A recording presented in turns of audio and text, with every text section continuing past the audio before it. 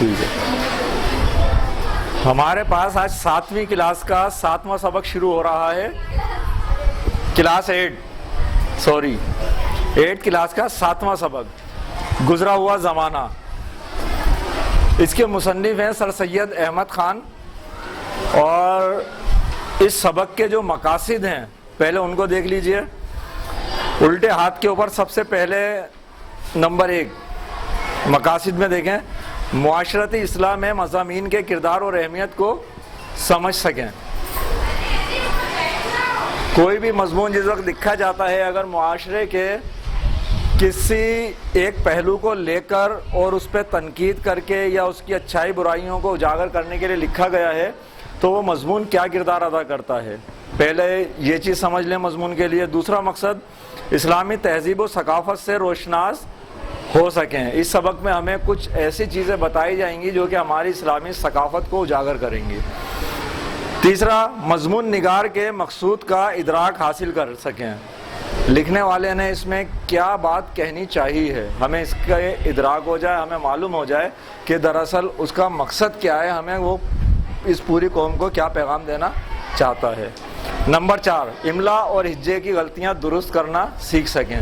یہ جو چوتھا سوال ہے، چوتھا جو مقصد ہے، یہ ہم اپنی مشق کے اندر کریں گے. مصنف کا تعارف دیکھ لیں. اس کو لکھنے والے مصنف ہیں سر سید احمد خان. سر سید احمد خان 1817 عیسوی میں پیدا ہوئے اور 1898 عیسوی میں انتقال ہوا ان کا. بر صغیر میں مسلمانوں کی جدید تہذیب کے بانی سمجھے جاتے ہیں. بے مثال مورخ، صحافی، ماہر تعلیم، مصلح اور سیاستداں تھے. جدید تعلیم کے لیے مسلمانوں کا پہلا کالج علی گڑھ میں 1877 عیسوی میں اور مسلم قومیت کے تحفظ کے لیے محمدن ایجوکیشنل 1886 میں قائم کی. ان کی پیروی کرنے والوں میں علامہ اقبال کے استاد مولوی میر حسن شامل تھے. یہ تھا آپ کا مصنف کا تعارف.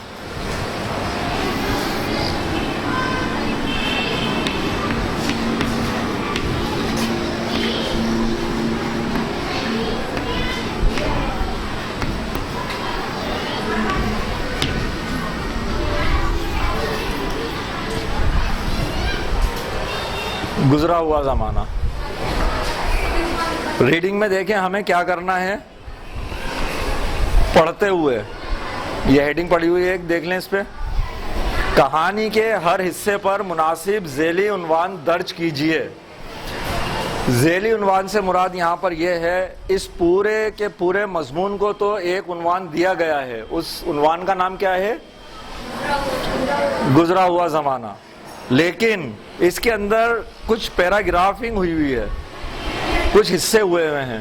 اس کے اندر یہاں پر دیکھیں ڈاٹڈ لائن بھی آپ کے پاس موجود ہے. اس لائن کے اوپر آپ کو ہر پیراگراف کے لیے عنوان منتخب کر کے اپنی مرضی سے لکھنا ہے کہ اس حصے کے حساب سے اس میں جو کچھ بات بولی گئی ہے اس کا عنوان کیا ہونا چاہیے. ٹھیک ہے. اس کے اندر یہ جو پہلا عنوان ہے یہ میں آپ کو بتا دوں گا جس وقت ہم پڑھیں گے، اس کے بعد پھر آپ لوگ دیکھیے گا کہ کیا بات کہی جا رہی ہے. برس کی اخیر رات کو ایک بڈھا اپنے اندھیرے گھر میں اکیلا بیٹھا ہے. رات بھی ڈراؤنی اور اندھیری ہے، گھٹا چھا رہی ہے، بجلی تڑپ رہی ہے، آندھی بڑے زور سے چلتی ہے، دل کانپتا ہے اور دم گھبراتا ہے.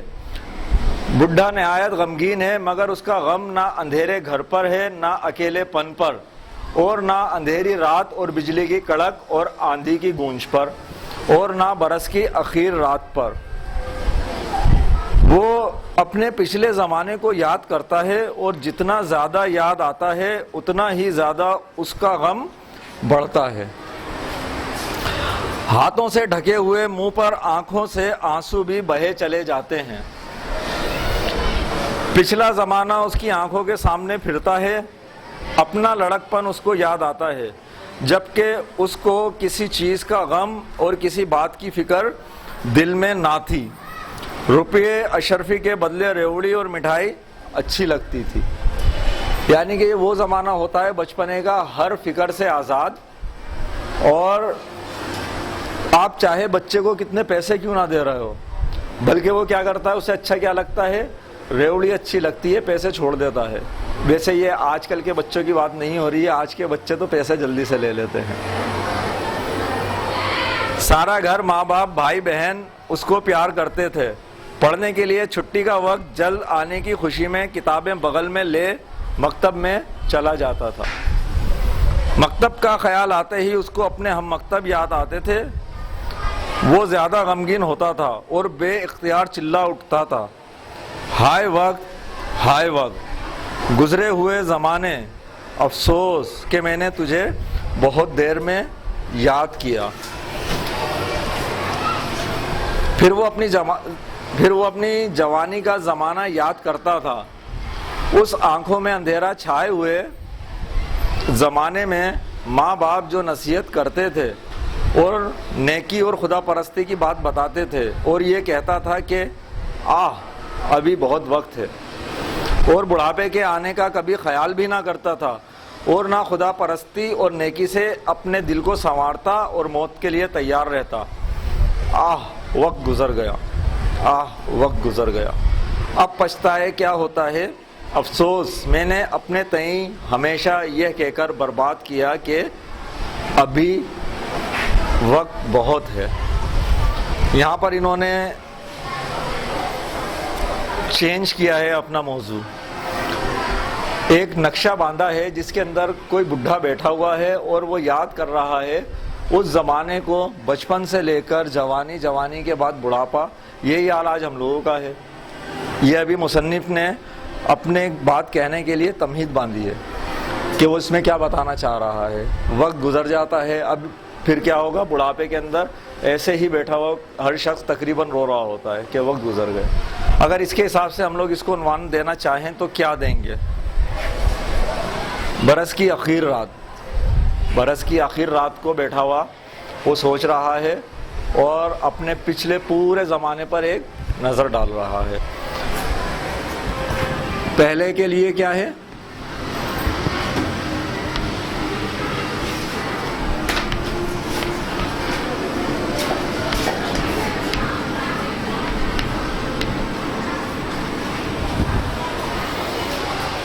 دوسرا حصہ شروع ہوتا ہے، یہ کہہ کر وہ اپنی جگہ سے اٹھا اور ٹٹول ٹٹول کر کھڑکی تک آیا۔ کھڑکی کھولی، دیکھا کہ رات ویسے ہی ڈراؤنی ہے، ہولناک آندھی چل رہی ہے، درختوں کے پتے اڑتے ہیں اور ٹہنے ٹوٹتے ہیں۔ تب وہ چلا کر بولا، ہائے ہائے، میری گزری ہوئی زندگی بھی ایسے ہی ڈراؤنی ہے جیسی یہ رات۔ یہ کہہ کر پھر اپنی جگہ آ بیٹھا۔ اتنے میں اس کو اپنے ماں باپ، بھائی بہن، دوست، آشنا یاد آئے جن کی ہڈیاں قبروں میں گل کر خاک ہو چکی تھیں۔ ماں گویا محبت سے اس کو چھاتی سے لگائے آنکھوں میں آنسو بھرے کھڑی ہے، یہ کہتی ہوئی کہ ہائے بیٹا، وقت گزر گیا۔ باپ کا نورانی چہرہ اس کے سامنے ہے اور اس میں یہ آواز آتی ہے کہ کیوں بیٹا، ہم تمہارے ہی بھلے کے لیے نہ کہتے تھے؟ بھائی بہن دانتوں میں انگلیاں دیے ہوئے خاموش ہیں اور ان کی آنکھوں سے آنسوؤں کی لڑی جاری ہے۔ دوست آشنا سب غمگین کھڑے ہیں اور کہتے ہیں کہ اب ہم کیا کر سکتے ہیں۔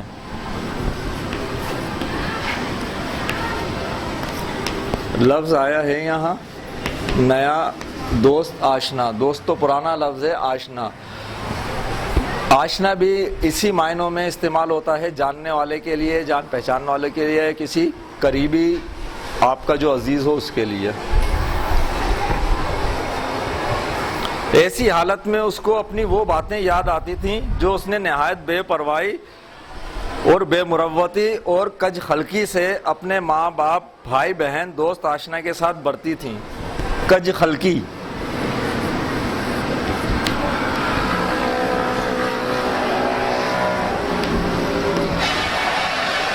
کج خلقی بھی بد مزاجی کے زمرے میں آتی ہے۔ اس کے جو معنی ہم استعمال کرتے ہیں بد مزاجی کے لیے استعمال کر رہے ہوتے ہیں، بد اخلاقی کے لیے، برے رویے کے لیے۔ ماں کو رنجیدہ رکھنا، باپ کو ناراض کرنا، بھائی بہن سے بے مروت رہنا، دوست آشنا کے ساتھ ہمدردی نہ کرنا، یاد آتا تھا اور اس پر ان گلی ہڈیوں میں سے ایسی محبت کا دیکھنا کہ اس کے دل کو پاش پاش کرتا تھا۔ اس کا دم چھاتی میں گھٹ جاتا تھا اور یہ کہہ کر چلا اٹھتا تھا کہ ہائے وقت نکل گیا، ہائے وقت نکل گیا، اب کیوں کر اس کا بدلہ ہو۔ یہاں پر اس سبق کا دوسرا حصہ ہوا ہے، اس پر آپ لوگ اپنے حساب سے عنوان دیجئے گا دوسرے پہ۔ اب یہاں سے جو 3 نمبر آپ کے پاس پڑا ہوا ہے پیج کے اوپر، وہاں شروع کر رہے ہیں۔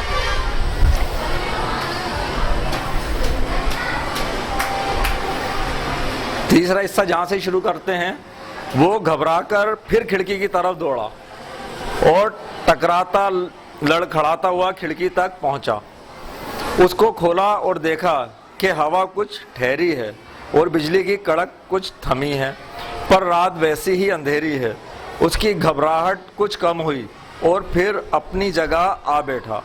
اتنے میں اس کو اپنا ادھیڑ پن یاد آیا، جس میں کہ وہ جوانی رہی تھی اور نہ جوانی کا جوبن، نہ وہ دل رہا تھا اور نہ دل کے ولولوں کا جوش۔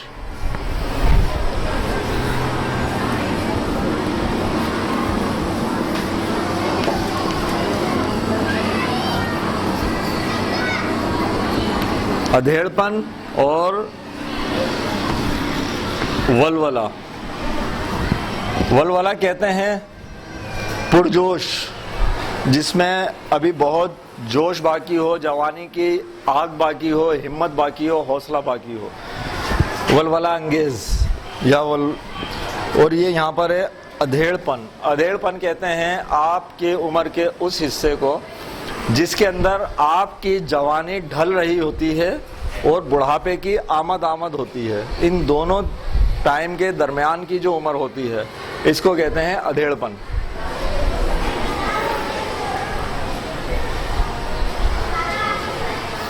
اس نے اپنے اس نیکی کے زمانے کو یاد کیا جس میں وہ بنسبت بدی کے نیکی کی طرف زیادہ مائل تھا۔ وہ اپنا روزہ رکھنا، نمازیں پڑھنی، حج کرنا، زکوٰۃ دینی، بھوکوں کو کھلانا، مسجدیں اور کنویں بنوانا یاد کر کر اپنے دل کو تسلی دیتا تھا۔ فقیروں اور درویشوں کو جن کی خدمت کی تھی، اپنے پیروں کو جن سے بیعت کی تھی، اپنی مدد کو پکارتا تھا، مگر دل کی بے قراری نہیں جاتی تھی۔ وہ دیکھتا تھا کہ اس کے ذاتی اعمال کا اسی تک خاتمہ ہے، بھوکے پھر ویسے ہی بھوکے ہیں، مسجدیں ٹوٹ کر یا تو کھنڈر ہیں اور یا پھر ویسے ہی جنگل ہیں، کنویں اندھے پڑے ہیں، نہ پیر اور نہ فقیر، کوئی اس کی آواز نہیں سنتا اور نہ مدد کرتا ہے۔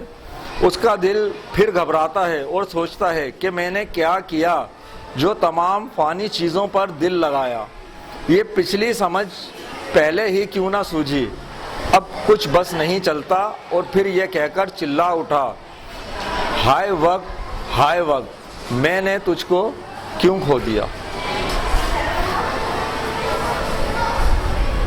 یہاں کے بعد ہمارا تیسرا حصہ ختم ہوا ہے، چوتھا حصہ شروع ہو رہا ہے۔ اس کا عنوان آپ دیکھ لیں کیا ہوگا۔ چوتھا حصہ شروع ہوتا ہے، اسے ریڈ کرتے ہیں۔ وہ گھبرا کر پھر کھڑکی کی طرف دوڑا، اس کے پٹ کھولے تو دیکھا کہ آسمان صاف ہے، آندھی تھم گئی ہے، گھٹا کھل گئی ہے، تارے نکل آئے ہیں، ان کی چمک سے اندھیرا بھی کچھ کم ہو گیا ہے۔ وہ دل بہلانے کے لیے تاروں بھری رات کو دیکھ رہا تھا کہ یکایک اس کو آسمان کے بیچ میں ایک روشنی دکھائی دی اور اس میں ایک خوبصورت دلہن نظر آئی۔ اس نے ٹکٹکی باندھ کر اسے دیکھنا شروع کیا۔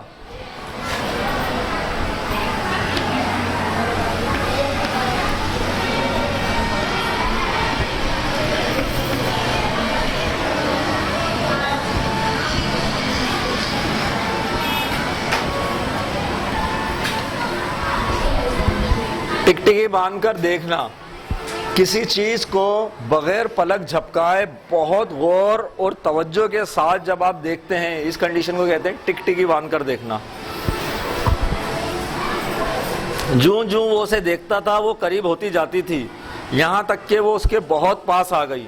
وہ اس کے حسن و جمال کو دیکھ کر حیران ہو گیا اور نہایت پاک دل اور محبت کے لہجے سے پوچھا کہ تم کون ہو؟ وہ بولی کہ میں ہمیشہ زندہ رہنے والی نیکی ہوں۔ اس نے پوچھا کہ تمہاری تسخیر کا بھی کوئی عمل ہے؟ تسخیر،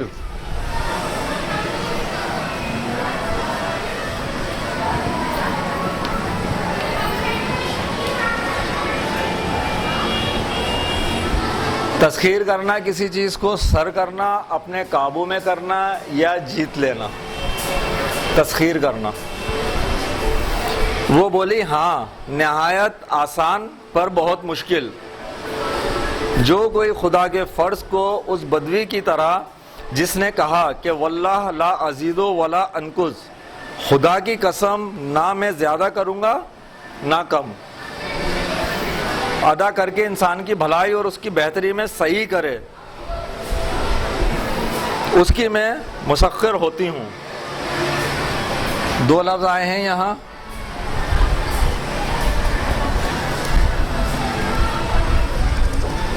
صحیح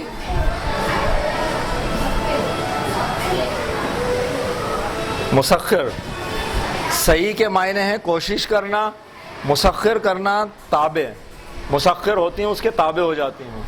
جو شخص ایسا عمل کرتا ہے کہ اللہ تعالیٰ نے جو کہا ہے نہ اس سے کم کیا جائے نہ اس میں کچھ بڑا چڑھا کر پیش کیا جائے، تو میں کیا ہو جاتا ہے؟ اس کی تابع ہو جاتی ہیں۔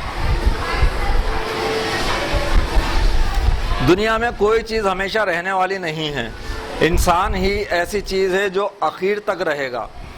پس جو بھلائی کے انسان کی بہتری کے لیے کی جاتی ہے وہی نسل در نسل آخر تک چلی آتی ہے۔ نماز، روزہ، حج، زکوٰۃ اسی تک ختم ہو جاتا ہے۔ اس کی موت ان سب چیزوں کو ختم کر دیتی ہے۔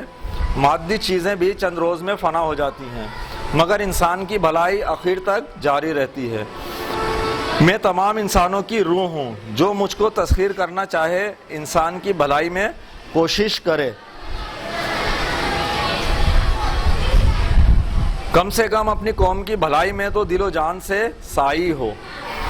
یہ کہہ کر وہ دلہن غائب ہو گئی اور بڈھا پھر اپنی جگہ آ بیٹھا۔ سائی کوشش کرنے والا، صحیح سے کوشش، سائی جو کوشش کرتا ہے اس کو کہتے ہیں۔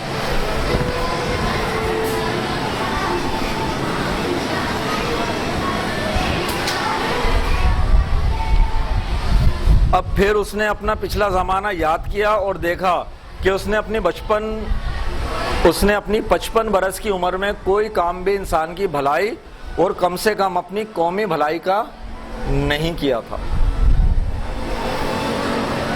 اس کے تمام کام ذاتی غرض پر مبنی تھے، نیک کام جو کیے تھے ثواب کے لالچ اور گویا خدا کو رشوت دینے کی نظر سے کیے تھے۔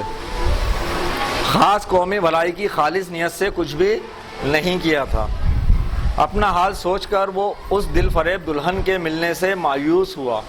اپنا آخر زمانہ دیکھ کر آئندہ کرنے کی بھی امید نہ پائی۔ تب تو نہایت مایوسی کی حالت میں بے قرار ہو کر چلا اٹھا، ہائے وقت، ہائے وقت، کیا پھر تجھے میں بلا سکتا ہوں؟ ہائے، میں 10,000 دینار دیتا اگر وقت پھر آتا اور میں جوان ہو سکتا۔ یہ کہہ کر اس نے ایک آہ سرد بھری اور بے ہوش ہو گیا۔ یہاں پر جو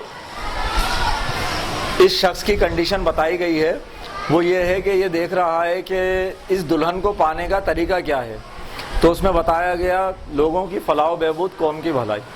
اس نے اپنے اعمال پہ نظر ڈالی کہ شاید مجھے یہ دلہن حاصل ہو، تو معلوم ہوا کہ قوم کی بھلائی کے لیے تو اس نے زندگی میں کوئی کام کیا ہی نہیں ہے، بلکہ جب کیا اپنی ذاتی غرض، ذاتی مفاد کے لیے کام کرتا چلا آیا ہے۔ پھر یہ اس سے مایوس ہو گیا۔ پھر اس نے دیکھا کیا میری جوانی کا ٹائم باقی ہے؟ بولے وہ ٹائم بھی گزر گیا کہ میں اب اس کام کے لیے کوشش کر سکوں۔ کس کام کے لیے؟ قوم کی بھلائی کے لیے۔ یہ بھی نہیں کر سکتا، تو یہ چلا اٹھا، ہائے وقت، ہائے وقت۔ یہاں سے پھر آپ کے پاس یہ نمبر 5 پڑا ہوا ہے۔ اس والے پوری بات کو آپ نے عنوان دینا ہے۔ 4 نمبر جو بھی ہم نے پڑھا ہے، اب 5 نمبر سٹارٹ کرتے ہیں۔ تھوڑی دیر نہ گزری تھی کہ اس کے کانوں میں میٹھی میٹھی باتوں کی آواز آنے لگی۔ اس کی پیاری ماں اس کے پاس آ کھڑی ہوئی، اس کا باپ اس کو دکھائی دیا۔ چھوٹے چھوٹے بھائی بہن اس کے گرد آ کھڑے ہوئے۔ ماں نے کہا کہ بیٹا کیوں برس کے برس دن روتا ہے، کیوں تو بے قرار ہے، کس لیے تیری ہچکی بن گئی ہے، اٹھ منہ ہاتھ دھو، کپڑے پہن، 9 روز کی خوشی منا، تیرے بھائی بہن تیرے منتظر کھڑے ہیں۔ 9 روز، نیا دن۔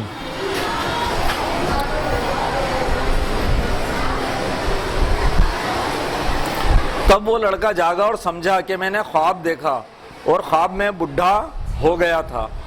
اس نے اپنا سارا خواب اپنی ماں سے کہا۔ اس نے سن کر اس کو جواب دیا کہ بیٹا بس تو ایسا مت کر جیسا کہ اس پشیمان بڈھے نے کیا، بلکہ ایسا کر جیسا تیری دلہن نے تجھ سے کہا۔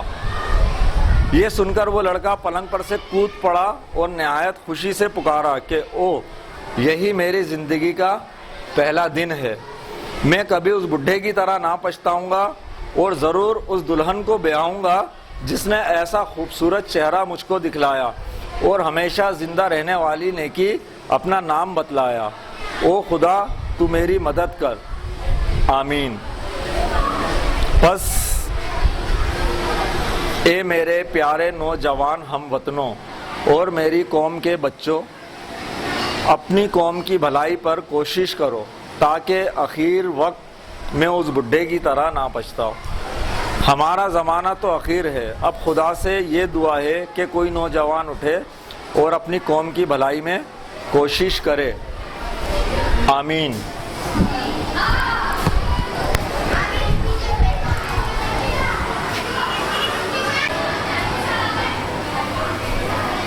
سبق گزرا ہوا زمانہ کو اگر ہم ایک نظر اس کا خلاصہ کرنا چاہیں تو ہمیں اس میں کیا سبق دیتے ہوئے نظر آتے ہیں سر سید احمد خان۔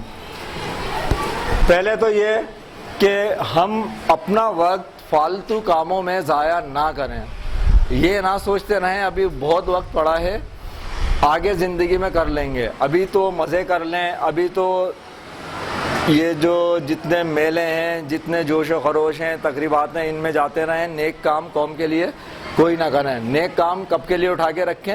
آگے کے لیے، کہ ابھی تو بہت وقت پڑا ہے۔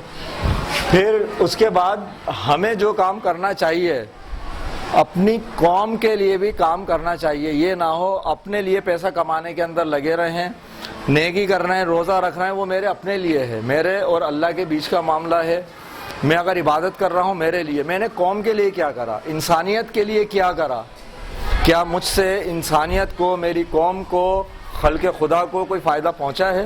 اگر پہنچا ہے تو میں آخرت میں اللہ تعالیٰ کے انعام کا حقدار ہوں، ورنہ مجھے کوئی حق نہیں ہے، میں بھی اس بڈھے کی طرح پچھتا رہا ہوں گا آخر میں، جو آخر رات کو بیٹھا ہوا رو رہا تھا۔ آنے والے کل کے لیے بھی کچھ کام کریں، آنے والے کل کے لیے یعنی کہ آخرت کی زندگی کے لیے ہمیں کچھ نہ کچھ کام لوگوں کے لیے کرنا چاہیے جس کا صلہ ہمیں آخرت میں ملے۔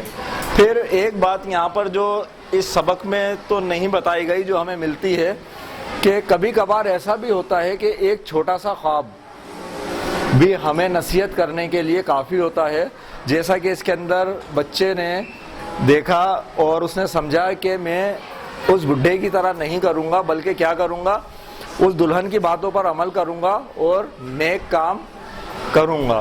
تو اس نے کہاں سے نصیحت حاصل کی؟ خواب سے۔ چھوٹی چھوٹی باتوں کو، چھوٹی چھوٹی نصیحتوں کو نظر انداز نہیں کرنا چاہیے، اچھی بات کہیں سے ملے لے لینی چاہیے۔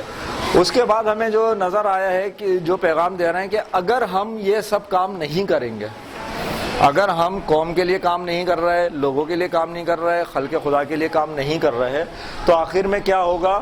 جب ہماری عمر پوری ہو جائے گی اور ہمیں اندازہ ہوگا کہ اب ہماری زندگی میں ٹائم بہت کم رہ گیا ہے، بڑھاپا آ چکا ہے، تو ہمیں پچھتاوا ہوگا کہ وہ وقت جو ہم نے ایسے ہی کھیل کود، تفریحات، میلوں میں، تقریبات میں گزارا ہے، اس سے مجھے کیا حاصل ہوا؟